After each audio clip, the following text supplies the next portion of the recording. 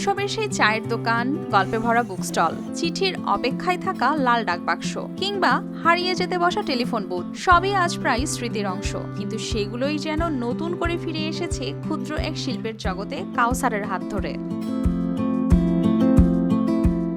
গাইবান্ধার সুন্দরগঞ্জ উপজেলার কিসামত সর্বানন্দ গ্রামের তরুণ মোহাম্মদ কাউসার আলী রংপুর পলিটেকনিক ইনস্টিটিউটের একজন শিক্ষার্থী। পড়াশোনার পাশাপাশি নিজের হাতের ছোঁয়ায় তৈরি করেছেন নানা ধরনের মিনি আর্ট।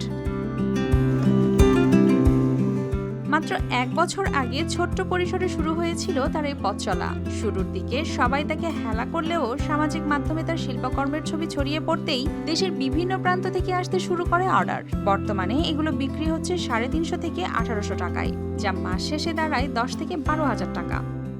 আমি আমার নিজের ইচ্ছা শক্তি থেকে একটা তৈরি করছিলাম, এরপর সেটা একটা গ্রুপে আপলোড করি।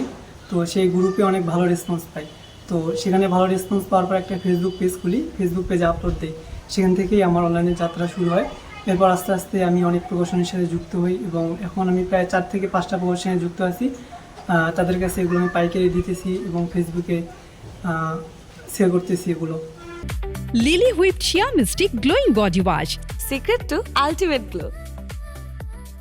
কার্ড, বোর্ড, কাগজ, রং ও ছোট ছোট উপকরণের সমন্বয়ে মাত্র কয়েক ঘন্টার পরিশ্রমে তিনি ফুটিয়ে তোলেন বাংলার চিরচেনা গ্রামীণ জীবন।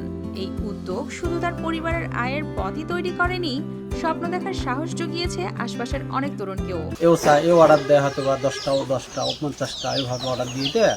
আস্তে আস্তে যাই হোক ছেলে আলাদা আমার অনেকটা বেচা কিনা হচ্ছে।